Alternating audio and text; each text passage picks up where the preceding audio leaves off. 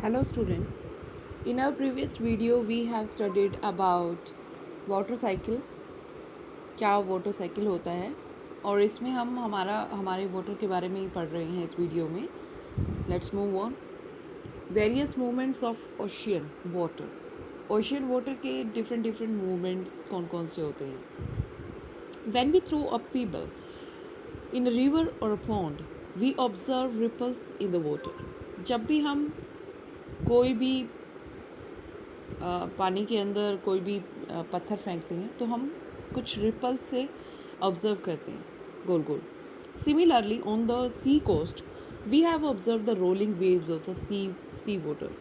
उसी तरह हम सी के जो कोस्ट होता है, समुद्र का जो किनारा होता है, वहाँ पर हम कुछ अलग अलग तरह की वेव्स को ऑब्जर्व करते हैं. कोई ऊपर उठी हुई, कोई गोल मुड़ी हुई, कोई कैसे ही रोलिंग वेव्स होती हैं. What causes their moment.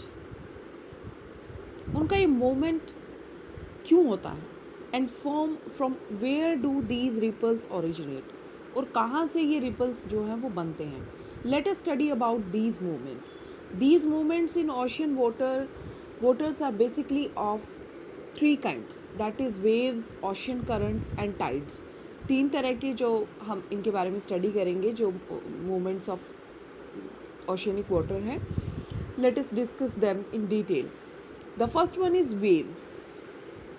Waves आप सबको ही पता है जो लहरें होती हैं. Waves. The waves are the movement in a water body where water particles move up and down. इसमें वेव्स में क्या होता है, जो वाटर के पार्टिकल्स होते हैं वो ऊपर उठते हैं और नीचे जाते हैं. ठीक है. It is important to note that water actually does not travel with the wave. This is like a ball thrown in the water. The ball keeps on moving up and down along the wave. तो यहाँ पर ये note करना ज़रूरी है कि जो water है वास्तव में वो ट्रैवल नहीं कर रहा है वेव के साथ. वेव के साथ वाटर ट्रैवल नहीं कर रहा है. जैसे कि एक बॉल को अगर हम वाटर में पानी में फेंकते हैं तो बॉल जो होती है वो आगे पीछे जाती है या ऊपर नीचे जाती है. वो वेव के साथ जो जाती है, this rhythmic movement of water particles produced a pattern which we can see as waves. ये जो rhythmic movement होता है वाटर पार्टिकल्स का, ये एक पैटर्न बनाता है जिसको कि हम वेव्स कहते हैं. The height of waves depend on the speed of wind. जो हवा की जो भी स्पीड है, हवा जैसे समुद्र में हवा चलती है तो उसकी जितनी भी स्पीड है उस पर डिपेंड करता है कि वेव कितनी तेज़ होंगी. अगर हवा की स्पीड ज़्यादा है तो वेव भी तेज़ होंगी. अगर हवा की स्पीड कम है तो वेव्स कम होंगी. उनकी स्पीड कम होगी. The duration of wind blowing from a particular direction to direction. और जो विंड की जो ड्यूरेशन है वो एक पर्टिकुलर डायरेक्शन से आ रही है, दूसरी डायरेक्शन में जा रही है, वो भी मैटर करता है. Together it determine the size of a wave. तो ये जो हमारी विंड है ये डिटरमाइन करती है वेव का साइज़ कितना होगा. Do you know nowadays energy of waves is harness to produce electricity. आजकल जो वेव्स हैं, वेव्स के अंदर जितनी पावर होती है उसकी एनर्जी को हम यूज़ कर रहे हैं इलेक्ट्रिसिटी को प्रोड्यूस करने में, जैसे डैम के ऊपर करते हैं. अब then ocean currents. The ocean current is the continuous movement of a mass of water in a particular direction. Ocean current क्या होता है कि एक ही डायरेक्शन के अंदर कॉन्टीन्यूअस जो पानी का मूवमेंट होता रहता है उसको हम ओशियन करंट कहते हैं. Ocean currents are broadly of two types. दो तरह की हैं, एक तो कोल्ड करंट है और एक वार्म करंट है. These are formed due to heating and cooling of the ocean water. और ये जो कोल्ड और वार्म जो करंट होते हैं ये क्यों होते हैं, क्योंकि जो ओशन का वाटर होता है वो कभी गर्म होता है और कभी ठंडा होता है. We know that cold water is denser than the warm water. Due to the higher density of cold water it sinks down below the warm water. अब आप सभी को पता है, बताने की ज़रूरत नहीं है कि जो कोल्ड चीज़ होती है वो वार्म से डेंसर होती है, जो वार्म होती है वो हल्की हो जाती है, ठीक है। तो इसीलिए कोल्ड जो वाटर होता है उसके अंदर डेंसिटी ज़्यादा होती है, तो हाइयर डेंसिटी होती है कोल्ड वाटर की, तो उससे क्या है कि कोल्ड वाटर जो होता है वो तो नीचे रहता है और जो वार्म वाटर है वो ऊपर आ जाता है। Thus the cold water of the polar region moves slowly toward the equator along the bottom of the ocean. इसीलिए जो पोलर रीजन होते हैं उनका जो मतलब फ्लो होता है वो इक्वेटर की तरफ जाता है, जहाँ पर कि ओशियन का बॉटम होता है। The warm water near the equator moves along the surface of the ocean toward the poles. और जो वार्म वाटर होता है जो इक्वेटर के पास आ जाता है, क्योंकि वो नीचे, ये देखिए मैं आपको बताती हूँ, यहाँ पर देखिए आप, ये हमारी अर्थ है, तो ये जो इक्वेटर है जो हमें बिल्कुल बीच में दिखाई दे रही है, ठीक है। तो जो भी ओशियन है उसका जो ये हमें ओशियन दिखाई दे रही है, ठीक है। तो ये जो बीच में हमारा बॉटम है, ओशियनिक जो बॉटम बोलते हैं, तो जहाँ से पानी गर्म होगा तो वो ऑब्वियसली बॉटम की तरफ, इधर मतलब नीचाई की तरफ आएगा, तो वो यहाँ आ जाता है। और जो कोल्ड वाटर यहाँ बच गया वो तो यहाँ जाने की कोशिश करेगा, और जो वार्म वाटर यहाँ इकट्ठा हुआ है वो ऊपर जाने की कोशिश करेगा। The warm water near the equator moves along the surface of the ocean toward the pole. और जो वार्म वाटर होता है वो पोल्स की तरफ जाता है। पोल हमारे कहाँ है, एक यहाँ है और एक यहाँ है। पहले यहाँ से यहाँ आता है, फिर यहाँ से यहाँ जाता है, ठीक है।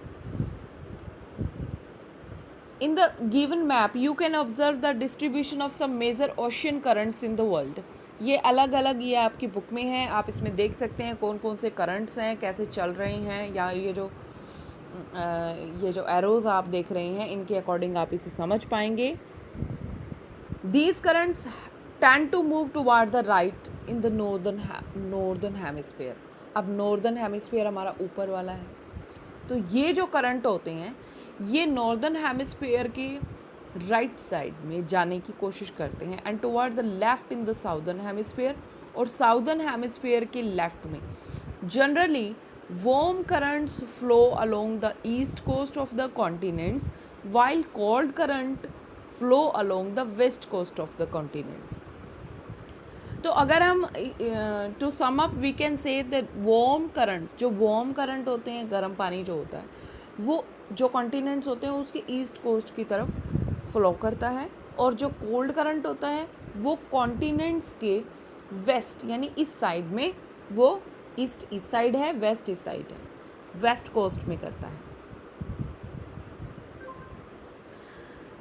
The ocean currents play an important role in influencing the climate of the coastal region of the continent.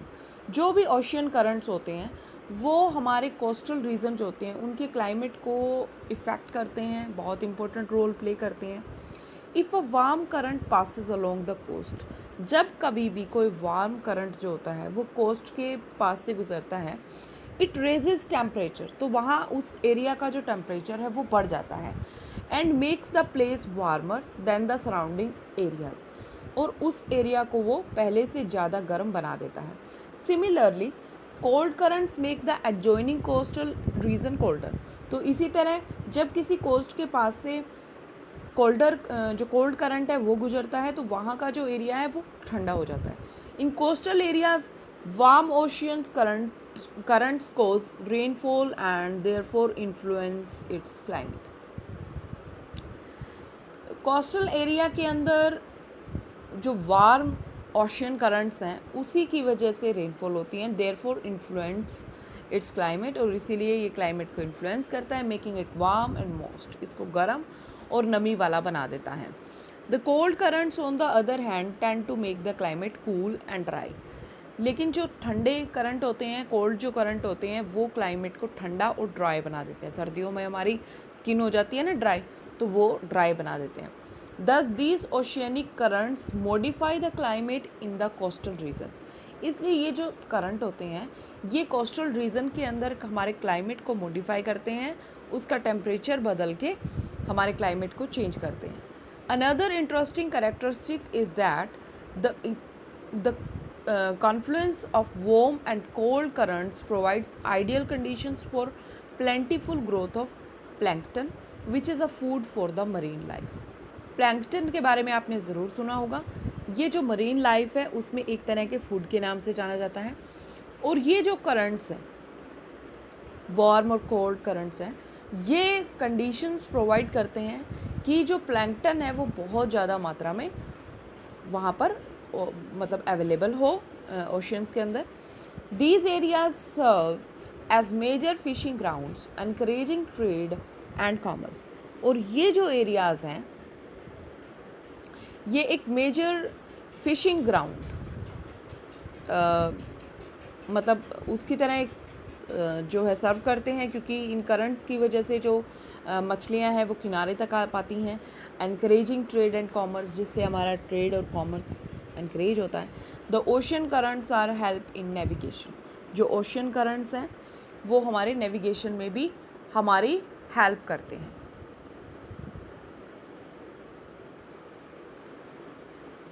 Then tides. Tides are the periodic rise and fall in the levels of each ocean water। जो tides होते हैं वो एक periodic rise है, मतलब rise and fall की, ये नहीं है कि लगातार होता रहता है, ये पीरियड में होता है, अलग अलग पीरियड में। तो इससे क्या है, जो ओशन का वाटर है उसमें कभी तो बढ़ जाता है, वो कभी कम हो जाता है। They are cause due to the gravitational pull of the moon and the sun. जो सन की ग्रेविटेशनल जो मतलब पुल है उनकी वजह से ये जो टाइड्स हैं ये आते हैं। Tides occur twice a day. Tides दिन में 2 बार आते हैं। When the level of water rises, जब पानी का जो लेवल है वो बढ़ जाता है, इट इज़ हाई टाइड, तो इसे हम हाई टाइड कहते हैं। And when the level falls, और जब लेवल गिर जाता है तो वो लो टाइड हो जाता है। Sometimes high tide enable big ships to enter the harbour और sail out of the harbour. Kolkata port in India is an example of tidal port. Nowadays, tidal energy is harnessed to generate electricity in the coastal areas. Tidal energy is one of the important renewable source of energy. तो यहाँ पर जो tides हैं वो हमारे cell, जो हमारे मतलब जो शिप्स होते हैं उनको हार्बर करने में हमारी हेल्प करती हैं। और जो इंडिया का कोलकाता जो पोर्ट है वो वहाँ पर टाइडल पोर्ट मतलब बहुत अच्छा एग्जाम्पल है वो हमारे लिए। और आजकल जो ये टाइड्स आते हैं इसकी वजह से एनर्जी भी जनरेट हो रही है कोस्टल एरियाज़ के अंदर, ठीक है। तो क्योंकि जो टाइडल एनर्जी है वो रीन्यूएबल सोर्स है। रीन्यूएबल सोर्स क्यों है? क्योंकि ये कभी भी हम बना सकते हैं। ये जो ओशियंस हैं इनकी ये टाइड्स तो चलते ही रहते हैं, तो इसीलिए इनसे कभी भी एनर्जी बनाई जा सकती है। Do you know the time interval between a high tide and a low tide is 6 hours 13 minutes। एक हाई टाइड और एक लो टाइड के बीच में जो इंटरवल है वो 6 घंटे और 13 मिनट का होता है। Haji Ali Dargah located in Arabian sea. Arabian sea के अंदर जो हाजी अली दरगाह है in Mumbai is a live example of high and low tide. वो हाई और लो टाइड का बहुत ही बढ़िया एग्जाम्पल है। One can visit the dargah only when it is low tide. और दरगाह में तभी जाना चाहिए जब लो टाइड हो, क्योंकि हाई टाइड में रिस्क थोड़ा ज़्यादा होता है। तो इस वीडियो में इतना ही। नेक्स्ट वीडियो में हम स्टडी करेंगे कि कितने ज़्यादा इम्पोर्टेंट है हमारे लिए ओशंस, ठीक है। और तब तक आप इतने लेसन को रीड करेंगे।